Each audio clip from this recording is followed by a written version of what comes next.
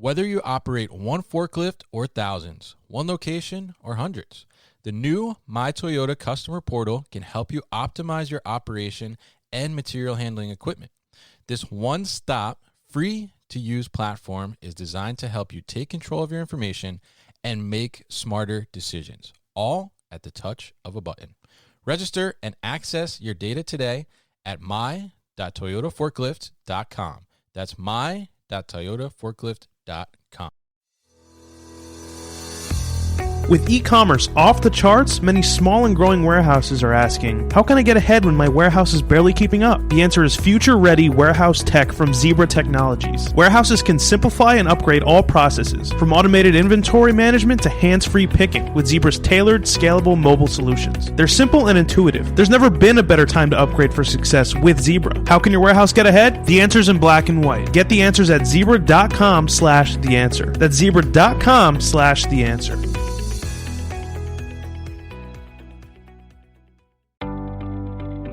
Fulfillment demand continues to skyrocket and outpace available labor. To keep up, warehouse operators are turning to flexible fulfillment solutions like 6 River Systems. Utilizing 6 River Systems' award-winning combination of collaborative robots, artificial intelligence, and operational expertise will make your associates and wall-to-wall fulfillment workflow more efficient. No new infrastructure, no change to warehouse layout, easy to deploy and scale, easy to train and retain associates, all at half the cost of traditional automation. Want to take your fulfillment operation to the next level? Go to www.6river.com to learn more. That's www.6river.com to learn more.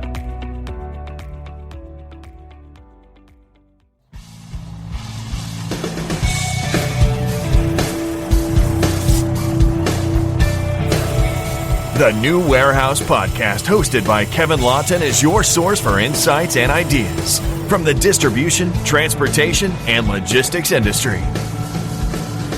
A new episode every Monday morning brings you the latest from industry experts and thought leaders. And now, here's Kevin.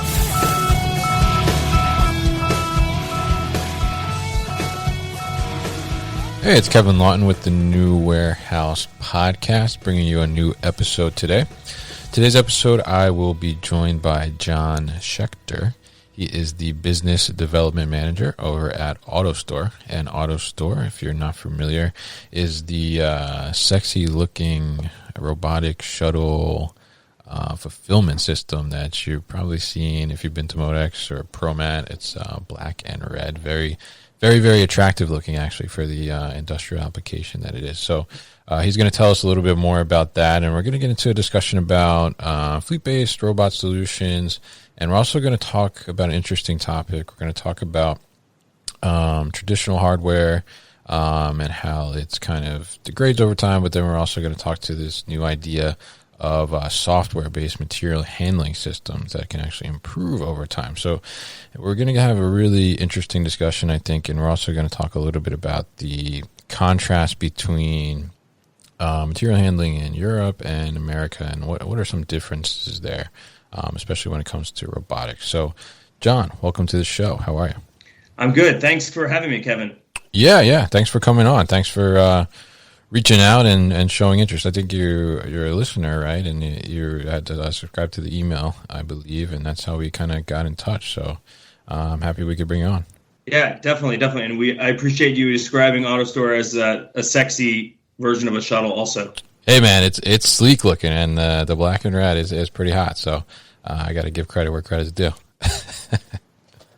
All right, so why don't you tell us for people maybe that are not familiar about AutoStore, what is AutoStore? What is it that you guys really do? Yeah, so fundamentally, AutoStore is the densest way you can store your inventory and still have full access to it. So the company was founded out of an internal use case. So a couple decades ago in Norway, we were an electronics distributor, and we were continually running out of space, and the company decided to invent this system that could store the inventory in bins on top of each other, directly next to each other, and then use robots on the top, retrieve those bins, deliver them to any associates or workers on the perimeter. And so it turns out to be really dense, like more than 10 cubic feet of inventory per square foot. And then it's also really productive. So it shares a lot of the kinds of benefits that you'd get in any goods-to-person automation, but it has some additional ones that are, really any inventory can go to anywhere in the warehouse, which is kind of this new principle that I think of as kind of come about. I was earlier at Kiva, and I think a lot of the new modern material handling systems have enabled this level of flexibility where really any inventory is readily available at the beck and call of the WMS or the associates working, and can go to where it's needed when it's needed, and sort of orchestrated at a new level of ability. Interesting. And so you're saying that, I guess, the original company, they were actually just looking to invent this just to help themselves, essentially? Yeah, exactly. So before AutoStore, the company was Hadeland, and there was, an electronics distribution business. It was they were excellent at what they were doing. It was most of Scandinavia was being serviced by this company, but we're continually running out of space. Right. And they built a new warehouse and almost immediately filled that warehouse with inventory, right? It's such a common story for anyone that's really good at what they do in a warehouse. They're just perpetually growing and perpetually running into this challenge of, well, how do I create space for more process? Do I need to move to a new facility? And of course, moving is its own expensive task, both in dollars and in complexity. Mm-hmm. And a system like AutoStore turned out to be a good solution for them to prevent that kind of building relocation, to use more of the space more efficiently, so to be a little bit leaner. Especially I think in Norway, where real estate can be more expensive, and in a lot of parts of the world where automation is starting to be used, density really ends up with a lot of additional benefits. Interesting. Yeah. I love that it just came out of kind of an issue for a company, and it kind of sounds like it evolved into something else totally on its own that's now kind of helping a bunch of other companies who are facing the same issue, and helping them to, I think the motto you guys say is like space redefined, right? That's right. And it was exactly. So we redefined our own space first for, a little more than the first 10 years, and then started working with some additional customers that said, hey, we want a system like that for our inventory. And then the company made a really key decision in the sort of the next phase to work with global partners such as Swisslog, who you've had on the show before, and Bastion and Dematic and several others. I don't want to single any out because we have so many partners now around the world that are helping the system reach a lot of customers, because there ends up being a large integration challenge on any project. And for any industry, I focus a lot on the healthcare industry, and most healthcare, medical device companies, pharmaceutical, have a lot of important software, data flows for how they manage their inventory in terms of first in, first out, or date lots, or doing serial number checks, all those kinds of important things. And that kind of customization is something that only a, say, local-based partner that can dig in can handle. So that was a key thing, I think, for a Norwegian-based company, in order to reach the global market, decided, and that's really helped us scale to where we are now. Interesting. I love the story there. I love that it's something that, essentially came out of a different problem that was maybe not necessarily meant to be a whole nother company and solution, but it became that. That's really, really cool. It's sort of the ultimate dog fooding, the sort of term of dog fooding, making a product for yourselves. Yeah. And so that was like the first phase of the company, maybe a little different than the kind of sexy American startup approach, which would be to kind of get to the market as fast as possible. Yeah. I love that. It's really interesting. So now we're going to talk a little bit about a couple of different things today. So why don't you tell us a little bit about, we wanted to talk about fleet-based robots, right? So tell us, what is a fleet-based robot solution? Tell us in your words.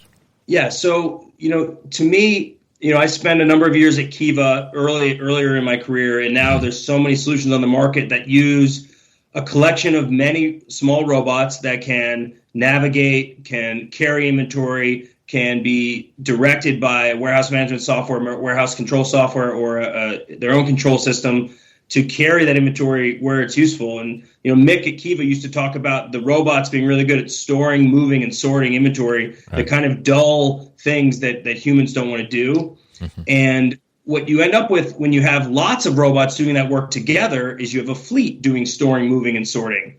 And when you have this, it turns out there's a number of really powerful things that come from that. You can totally change the notion of cycle time and priority of which orders get processed in which sequence. There's no more serialization. So let's say in the old world, you'd have a really good conveyor network that was very good. It was designed for a certain kind of throughput. But if there was any disturbance in that demand, you would have a problem. You might have a hot order that's stuck behind 1,000 other totes on a line, and there's just no way to bring that order to the front of the line without a person literally running over, pulling it off the line, and manually injecting it into the front of the sort of serial process. Right. And what a fleet-based system does is it makes the entire thing a real-time processing engine. So the hot order that customer paid extra for fast shipping, or a hospital is out of stock and needs that material immediately, that can be done. And so a fleet, the robots can easily sort of coordinate to say, well, I'm not as urgent, I'm going to move my inventory to the back of the line, or the order that is getting allocated next to the station every single time is a new decision for the software to be made, versus this sort of old school batch and wave serialized processing. And I think that's largely enabled by fleets of robots that take the sort of traditional material handling equipment and break it down to its sort of core pieces that can be controlled more finely. Interesting. Yeah. As we're talking about it, I've certainly, I have experience in the warehouse. So I've certainly been there where, you're chasing down a tote or a box, as you mentioned, on the conveyor that needs to jump up ahead of every other one, right?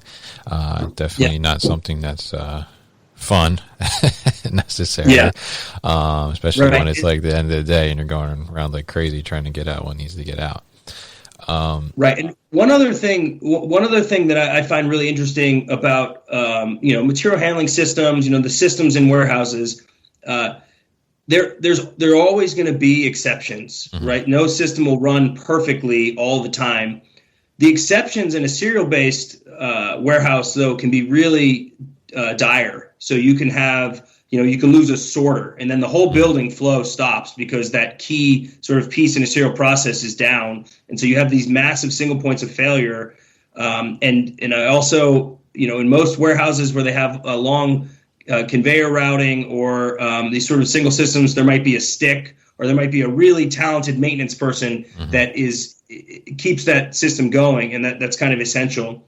What's different in a fleet-based system is if you lose one module, one robot, or one port, one workstation, the rest of the system continues to function at a high level. So you don't get the knock-on effects in the same way. So you really can lose those single points of failure, especially the fewer moving parts that you have. And that's somewhere where I think AutoStore has done really well, keeping the amount of moving parts to a minimum and making those few moving parts really highly engineered. And so it's kind of the other end of the extreme in terms of flexibility and taking advantage of that fleet-based principle. Interesting. Yeah.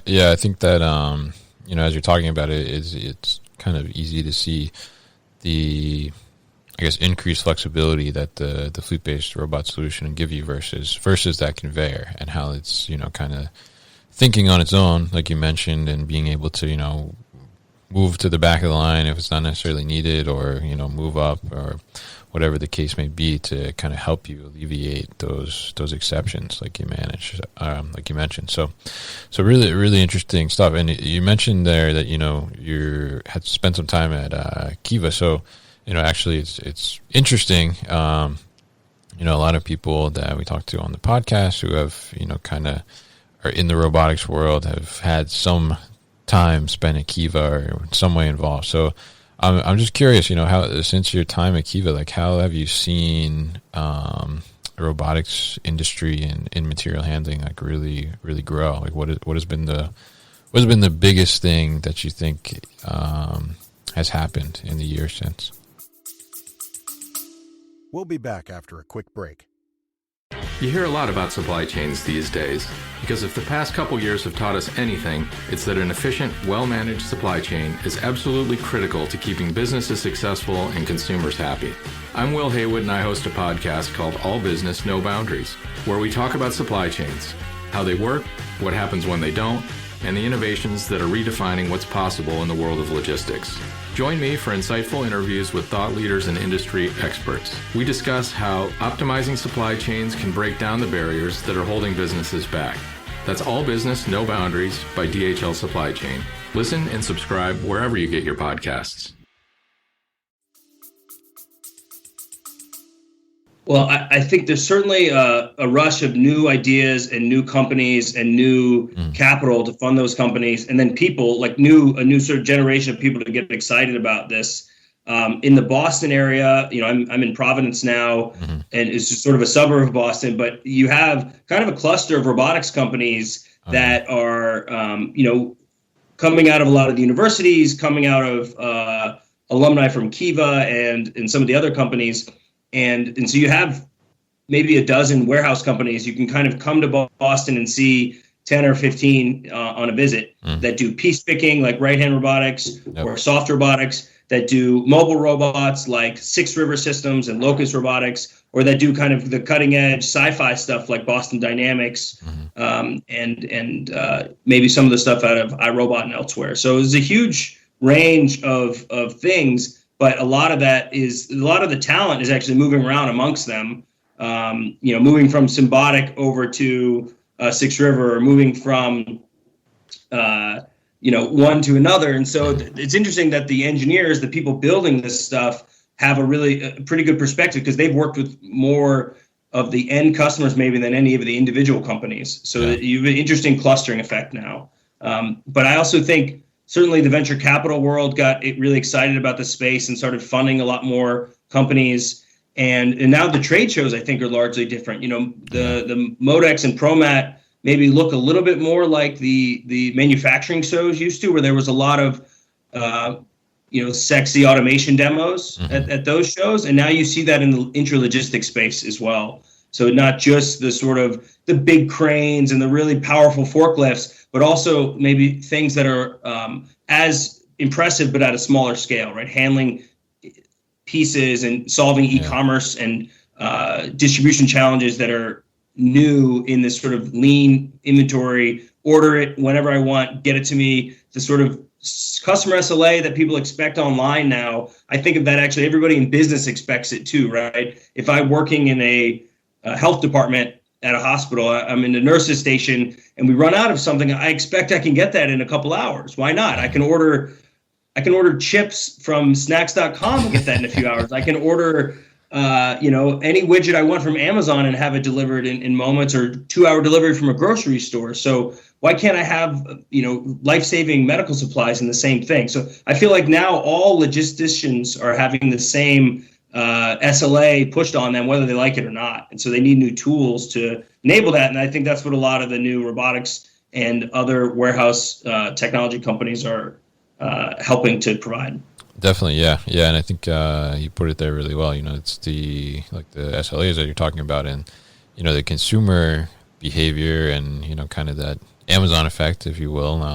Next day delivery, same day delivery. In some cases, it gets pushed into the B2B side as well, and everybody just expects everything to ship in the same day and be there the next day. So it's really driven everything, and I think, like you said, it's kind of driven the technology as well to try and get these fulfillment centers and distribution centers to keep up with that demand and up with that service expectation as well.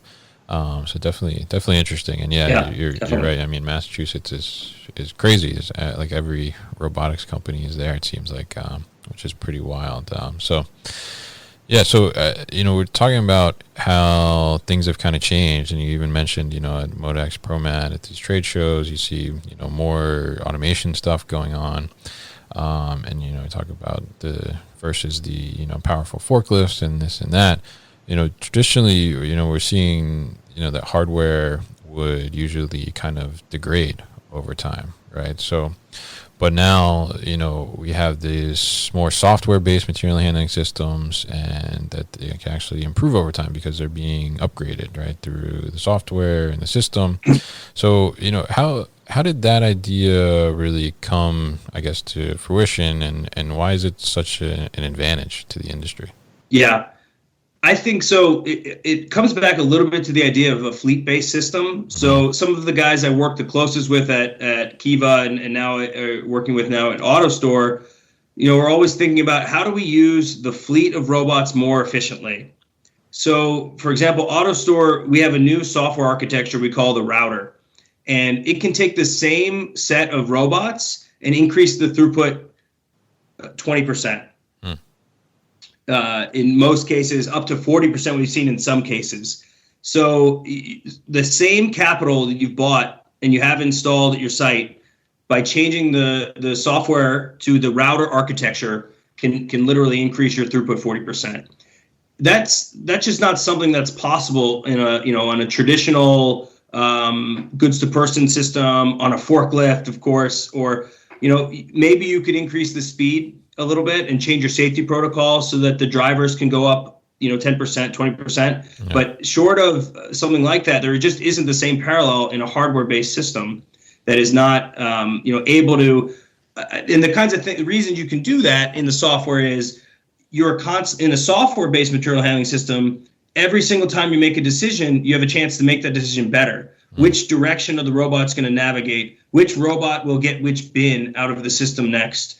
Which order should get allocated to which station, happening more at the WMS level, but the same kind of idea. Because I have all the workstations available and any inventory can go anywhere, now the warehouse management or warehouse control software has a lot more choice. And with choice comes good algorithms. With good algorithms, there's heuristics and the ability to learn and see which strategies provided the best throughput. You can simulate that, whether it's in advance in designing the system or in real time with just the ability to simulate what's happening because it's running through software is really powerful, and it really enables that. And it was my first boss at Kiva that planted a seed in my head, this idea that because it's software based, the first day that a system like that is installed is the worst day it will ever operate. It will only get better over time because of this ability to advance the algorithms, the ability to continually upgrade the software. And the hardware, of course, you need really solid hardware as a base to build that upon. So it's not to say that any fleet-based or software-based system is always going to beat its sort of traditional counterpart. Right. But with a really solid hardware base that's highly reliable, if you can continually upgrade the software with findings that your engineering teams are creating, it's going to get better over time. And I saw that early in my career. We were looking at least a 10% improvement in every site that we installed. And I'm seeing that now at AutoStore with things like the router launch, with things like the operations team just learning how to drive the system a little better. These systems are a little bit more like an F1 car or a Ferrari, where when you first get in it, you'll actually be slower around the track than in a minivan or something like that because they're hard to drive. There's a little bit more complexity. There's more choice, right? Where do I staff my people? What's the right schedule? Should I send people to breaks all together or in shifts? So there's all these new choices that operators have, and many of them find really impressive ways to sort of Kaizen and improve how they use these systems and squeeze out even more performance. So it's really a paradigm shift for warehouses that can apply the sort of Six Sigma ideas to a much wider part of their fulfillment opportunity. Yeah, very interesting. And I love the the point that you made there. I guess your former boss made about installing the software or implementing the software itself. The first day, it'll only get better from there, which I think is actually a really good thing to say and to put in people's minds as well, not only on material handling based systems as well, but just software in general as you implement things, because oftentimes I think people will get they get a little scared, right, when you say, oh, we're going to implement a new system or we're going to upgrade the system, right? So right, and let me actually let me preface that too, because sure. I know for a lot of your listeners and a lot of people that I engage with on a day-to-day basis, when we talk about software and a warehouse, I think most people grip their chair a little harder or get a little nervous about having to go to their IT team or their software team and ask them for changes in the warehouse. And so I'm not saying that it's easy, but the kinds of software that I'm talking about is more of the low-level controller that's, managing the robots, or that's managing the flow of the goods within a subsystem like an AutoStore. That part, we can test and engineer around and then deploy it safely to our, we have 500 installations at this point. And so we don't just write code and hope it works and push it out. We have a whole one internal testing process. We have then sort of beta customers that we work very closely with over almost 2 decades now, who will get it the first wave and be on the kind of cutting edge. And once that's proven, we can then push that to the entire sort of set of customers we have out there. But on the other side, of course, there's still warehouse management software, warehouse control software that is carefully managed by internal IT teams, by third-party system integrator partners. And that part, I'd say, certainly evolves more slowly. But there's more opportunity there now than I think there was 10 years ago. So I'd encourage, for a lot of your listeners that have maybe haven't looked at this space in a while, at least the pure software part of the warehouse, they should look at some of the new cloud offerings, some of the new integration possibilities of bringing in new tools, and there's some kind of middleware software there. And so there's that space, I think, is evolving quickly, and there's just as much opportunity there without the robots, I think, than there is in the part that I like, certainly with the robots like an AutoStore. Interesting. Yeah. I think it's I guess the overall message is don't be so scared, right? I think it can only get better over time, like you're saying, and and with the advantages of that, and being able to upgrade it, like you mentioned, and then test and with certain customers, and then push it out to the whole.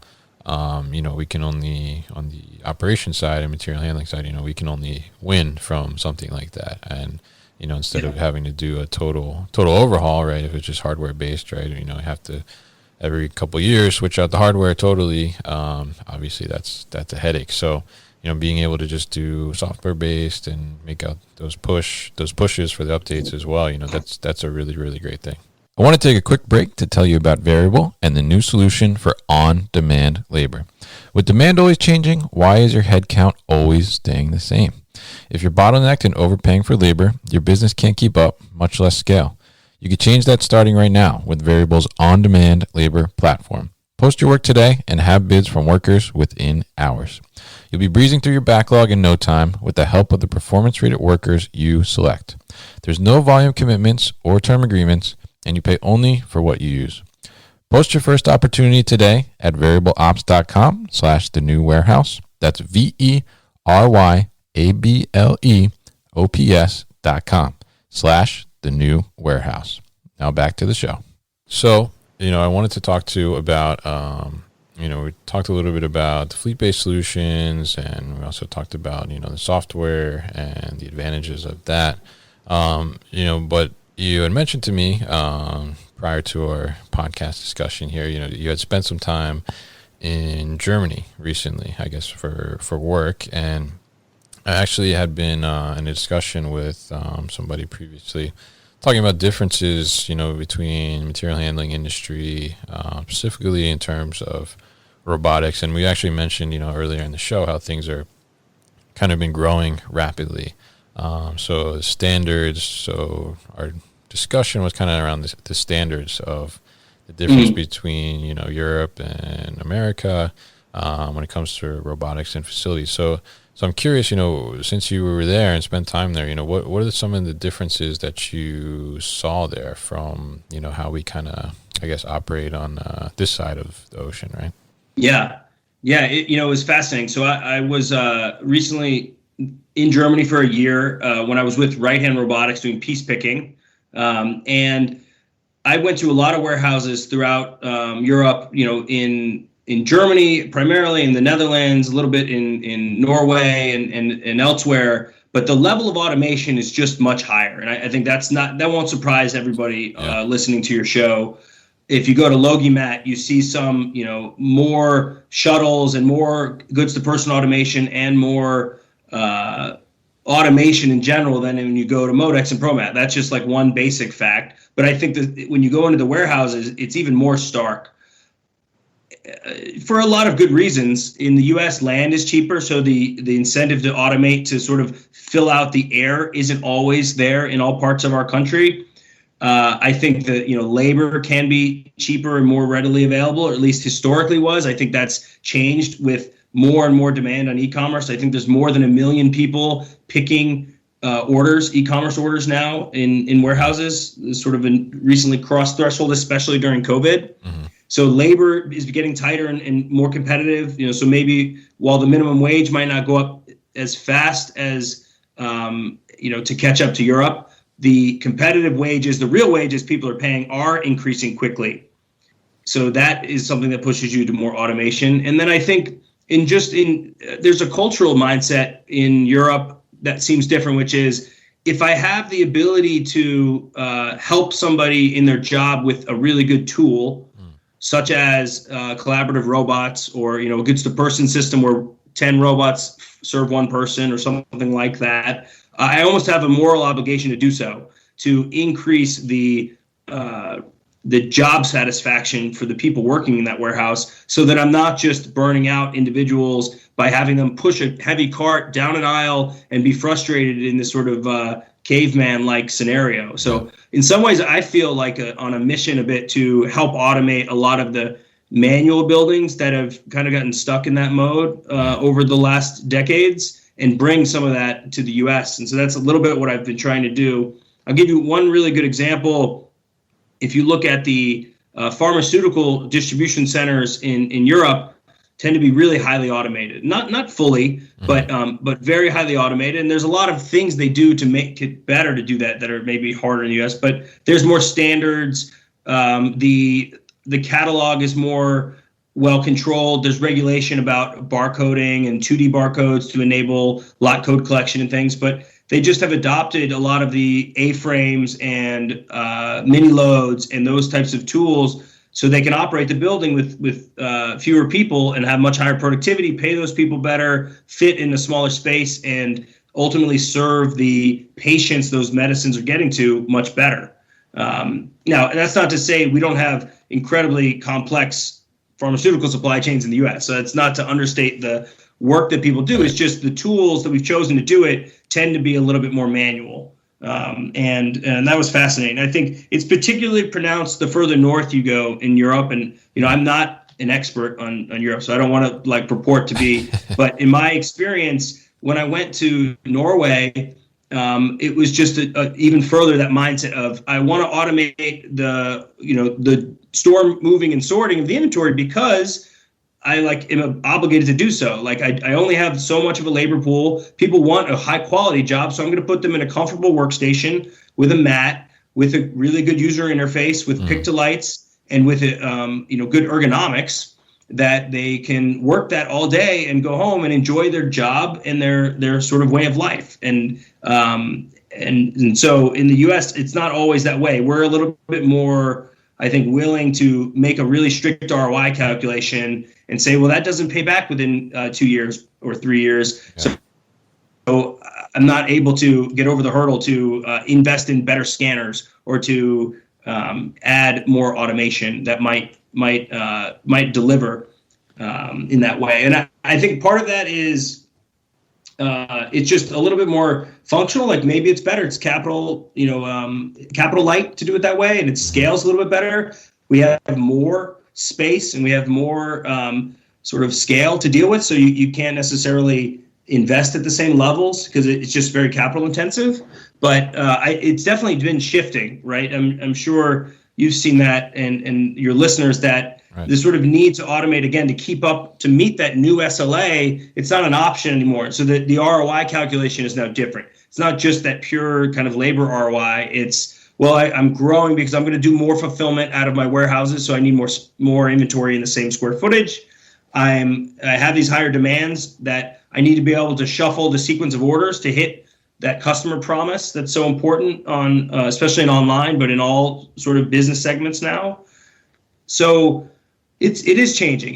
This is a major growth market for somebody like AutoStore. I mean, we started in Norway, we moved into Northern Europe, and now we opened the office in the U.S. about 3 years ago, and we've been doing projects here for over 5 years.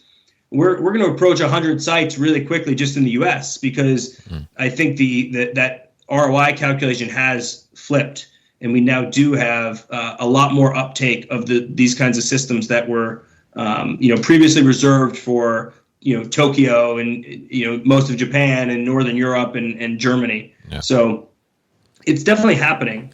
Yeah, I think it's interesting. And your point about the strict ROI, I think that's really interesting because I think a lot of and you also mentioned it's kind of a cultural mindset as well, right? In America, it's not always, I guess, the environmental factor for the worker, right, is not always considered within the reason to invest, right, which you cannot always necessarily calculate an ROI on, right? So it's interesting how you mentioned, in kind of the European, I guess, culture, it's they want to, like you said, to provide a better tool and make their environment better to work in, and then go home and be able to enjoy their life. And here it's not always really about that. Like you said, it's very much about the capital and how much is going to go into it and what's the ROI in terms of payback.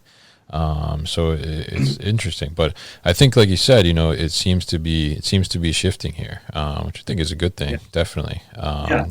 We see it, going to Modex and ProMat. I mean, even, talking to some companies there, at Modex in March this year, some people, they were saying to me, it's interesting to see how, maybe like the year before at ProMat, people were coming to the booth, just kind of, asking like, oh, what is this thing?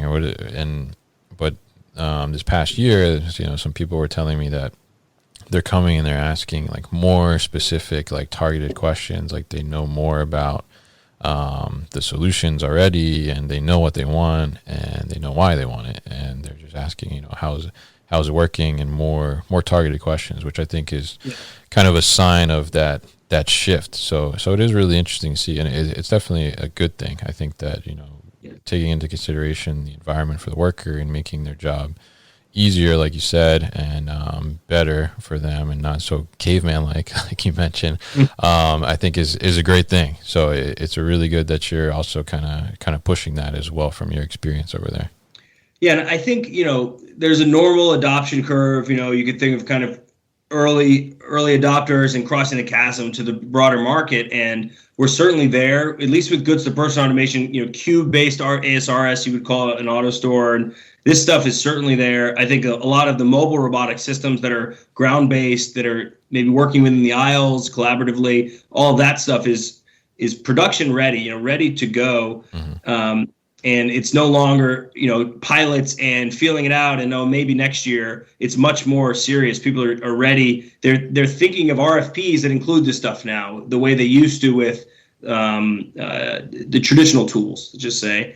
And I think with AutoStore, I appreciate one of our principles is around transparency, and you can learn a ton about our system. There's so many videos on the web. On our website, there's a question and answer section that I was amazed how much I learned to join the company. And I just went to that website. I was able to learn a ton about our system and a lot of the typical questions that come up in the kind of business development process.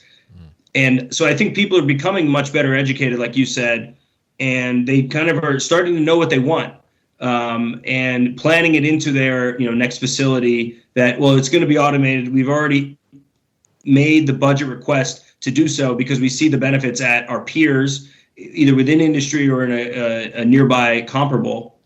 So I've seen that shifting as the information has gotten out to more people, and the ROI calculation now includes all these other things like we just talked about, like churn and how expensive that can be, like being able to fit more inventory in the same square foot, like the ability to grow as you need it, the sort of modularity that mobile robotic systems like an AutoStore tend to provide, that, we're going to get a little faster, let's add a few more robots, rather than buying large discrete investments of equipment or warehouse at a time. So I think that stuff has started to get to the key people within these organizations. This sort of power of these tools on the ROI, like actually down to numbers. Like it is a less than 3-year ROI for most people that are considering this stuff now. So it's just a matter of finding the right sweet spot and still, even with an ROI, getting the budget approved for doing so. Because it is still cheaper to do shelves in a warehouse and maybe invest in RF guns. That's always going to be the least expensive way on day one. But I think there's a lot more tools now that are at people's disposal to just compete better. Yeah, without a doubt. I mean, I think it's a good point. It's always going to be probably the cheapest out of the gate, but it's not going to be necessarily the most efficient and productive and long-term benefits as some of the other solutions that are out there. So really, really interesting information, and definitely interesting to hear the contrast between Europe and America. And it's interesting to see how things are changing. And I'm very interested to see what's going to happen over the next couple of years. I mean, just in the past couple of years, it's been pretty incredible to see the increases and advances in technology in our space. So I want to thank you for coming on the show, John, and talking to us. Really, really interesting stuff. How can people find out more information about AutoStore? Yeah, so they can go to AutoStoreSystems.com. They can also reach out to me, and I can connect them with the right people depending on their vertical and their region. Just Jon.Schechter@AutoStoreSystem.com. I'll probably need you to write that down for people since my last name is tricky to spell. But yeah, they can just reach out direct. Happy to have a discussion. It takes about a week to convert a current warehouse to an AutoStore concept. So it's a pretty quick process once we get a little bit of data lined up. And I think that's also different. The lead times and the ability to analyze and figure out what's possible, and then even to deliver a system, for a micro-fulfillment system, we're talking about 14 weeks. So you could go from picking off of shelves to picking out of, the most advanced, densest automation you can buy over the course of 3.5 months. That's pretty different than the old school way of getting in line for 18 months, waiting for your stuff to be built custom for you. So that's a different, very different mindset, I think, for folks as well. So I encourage them, reach out to me, and I'll we can embark on that kind of an exercise. Okay, sounds great. Yeah, we'll put all that information on thenewwarehouse.com as well. So, John, thank you for coming on the show. You've been listening to the New Warehouse Podcast with Kevin Lawton. Subscribe and check us out online at thenewwarehouse.com.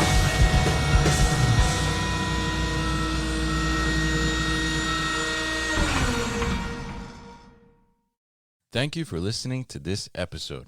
If you want more content from the New Warehouse, check out our new video series called All Hands on LinkedIn.